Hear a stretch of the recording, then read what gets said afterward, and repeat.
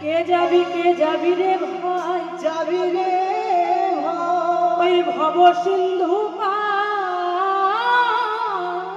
ওই ভব সিন্ধু পারে।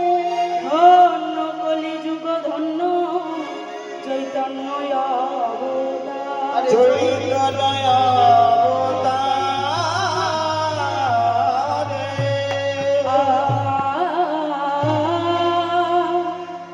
কে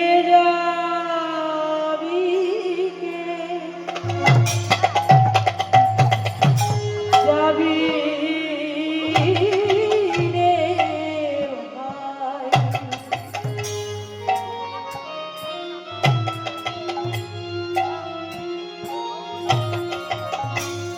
আমার গোরা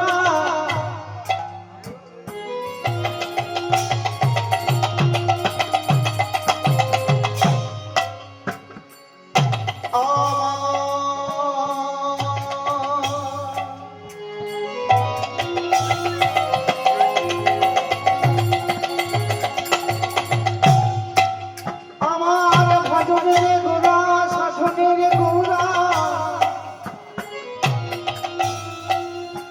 কত উপাসনার ঘরে গোরা গোরা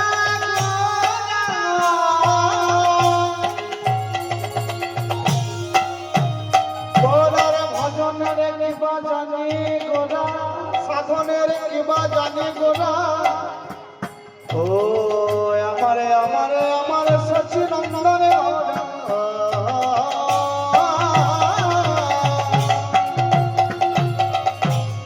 কে যাবি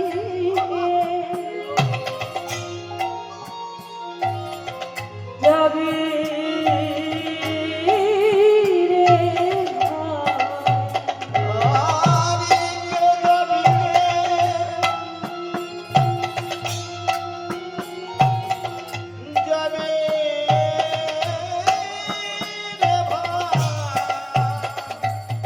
ওই ভব সিন্ধু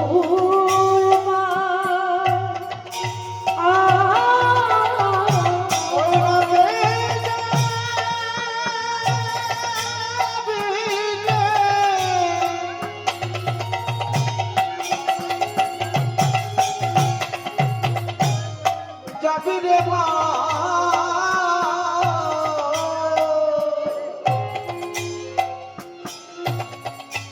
ওই ভব সিন্ধু মানে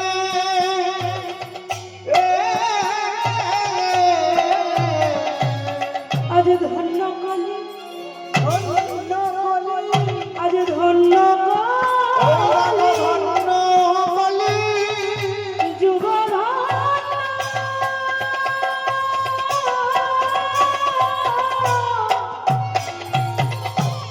চৈতন্য অবতার।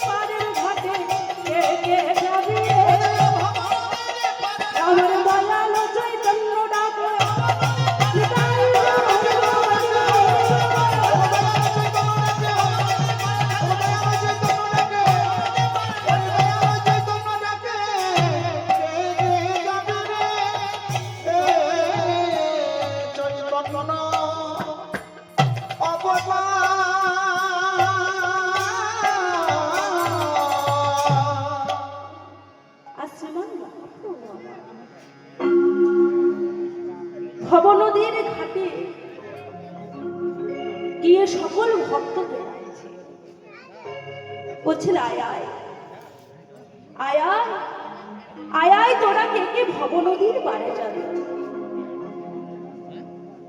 ও বাবা, আমার মহাপ্রভু আজকে বললেন আয় আয় কে কে ভব নদীর পারে যাবে। ও মা, আমার মহাপ্রভু কিন্তু সকলকে ডাকছেন না কেন? না তার তাৎপর্য হলো বাবা, যার যার ওই ভব নদীর পারে যাবার সময় হয়েছে। দয়াল চৈতন্য মহাপ্রভু আজ তাহাদেরকে ডাকছে আয় আয় আয় আয় তোরা কেটে ভব নদীর পারে যাবে। বাবা, আমরা যে প্রথম পদাবলীটি শ্রবণ করলাম সেখানে আমার মহাপ্রভু বলেছেন কে যাবি কে যাবি রে ভাই ভব সিন্ধু পার, ধন্য কলি যুগ ধন্য চৈতন্য অবতার। ও বাবা, আমার মহাপ্রভু আমার বহু সুন্দর এই কলিযুগকে ধন্য দিলেন। আচ্ছা বাবা, আমাদের যুগ কয়টি গো মায়েরা? যুগ কয়টি? দুটি, চারটি। তাহলে আমার মহাপ্রভু কেন কলিযুগকে ধন্য দিলেন? না শাস্ত্রে আছেন কি কৃতে যোধাইতে বিষ্ণুতে তাই আমি জগতে মোক্ষ তাপরে পরিচর্যায় মৌল তৎপরি কীর্তনা। সত্যই ধ্যান তাই যজ্ঞ তাপরে অর্জন কলিযুগে সার কেবল হরি নাম সংকীর্তন। বাবা, সত্য যুগে ধ্যান ধারণা দ্বারা আমরা গোবিন্দের কৃপা লাভ করেছি। তারপর ত্রেতা যুগ, সত্যই ধ্যান তাই যজ্ঞ, এই যজ্ঞের দ্বারা আমরা ভগবানের কৃপা লাভ করেছি। এবং দাপর যুগে পুজো অর্চনা দ্বারা আমরা ভগবানের কৃপা লাভ করেছি। এবং এই কলিযুগে বাবা, সত্য যুগে মানুষের পরমায়ু ছিল 1,00,000 বৎসর, 1,00,000 বৎসর। তারপর সত্য যুগের পর ত্রেতা যুগ, ওই 1,00,000 থেকে একটা শূন্য মুছতে গেল, হলো কত? 10,000 বৎসর। এবং দাপর যুগে মানুষের পরমায়ু হয়ে গেল 1,000 বৎসর। আর এই কলিযুগের মানুষের পরমায়ু হলো 100 বৎসর। বাবা, এই কলিযুগের মানুষ 100 বছর কেউ বাঁচে, কেউ বা বাঁচে না, কেউ বাঁচে কেউ বাঁচে না। আমার মহাপ্রভু চিন্তা করলেন যে এই কলির জীব সর্বোত্তভাবে দুর্বল, তাদের কাছে টাইম কতটা। তাই তিনি একটি সহজ উপায় নিলেন। সহজ উপায়টা কি? না হরিনাম, কলিযুগের তারক ব্রহ্ম নাম মহামন্ত্র। ও মায়েরা, কলিযুগের তারক ব্রহ্ম নাম জানা আছে? সকলেই জানা আছে, তা জানি। কিন্তু বাবা, আরো যে 3টি যুগ ছিল সেই যুগেও কিন্তু তারক ব্রহ্ম নাম ছিল। আমরা একটু শ্রবণ করি সত্য যুগের তারক ব্রহ্ম নামকে। নারায়ণ পরবেদা, নারায়ণ পরা, নারায়ণ পরামুক্তি, নারায়ণ পরা। হরি বল, হরি বল, হরি বল।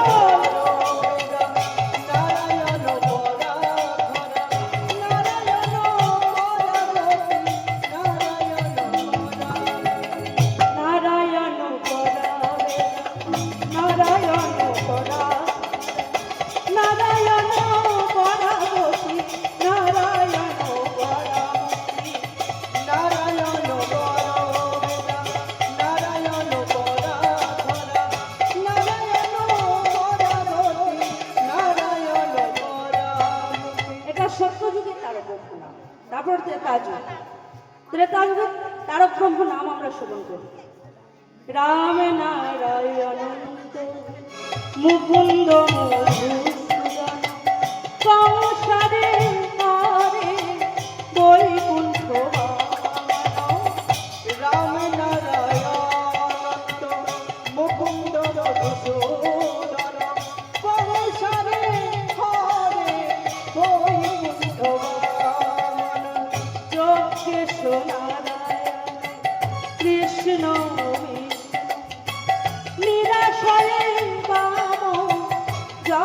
জগদীশ্বর ও জয় সনারায়ণ কৃষ্ণ কৃষ্ণ নিরাশয়ে বাবু জগদীশ্বর।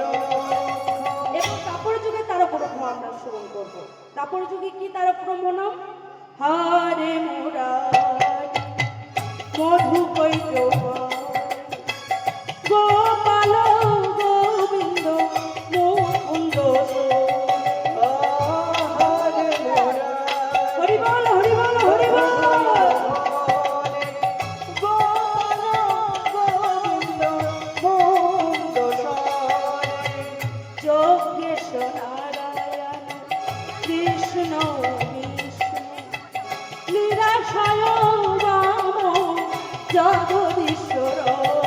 ও জয় সনারায়ণ কৃষ্ণ কৃষ্ণ নিরাশয়ে বাম জগদীশ্বর। দাপর যুগে তার ব্রহ্ম আমরা শ্রবণ করলাম। এরপর কলিযুগ। আচ্ছা, কলিযুগের তারক ব্রহ্ম নাম সকলের জানা আছে? আছে আছে? তাই চলুন, আমরা তো কলিযুগের মানুষ, তাই এই কলিযুগের মহামন্ত্র নাম যখন এই সাধুর বাজারে আমরা সকলে মিলে একত্রিত হয়েছি, চলুন না একবার সেই কলিযুগের মহামন্ত্র নাম আমরা একটু গাইব। আমি গাইব, তারপর আপনারাই গাইবেন, ঠিক আছে? চলুন। হরে কৃষ্ণ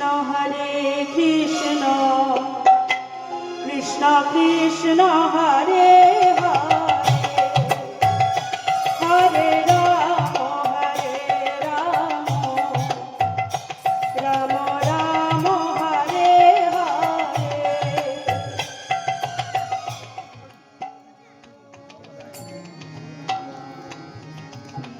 শুনতে পাচ্ছি না তো, একটু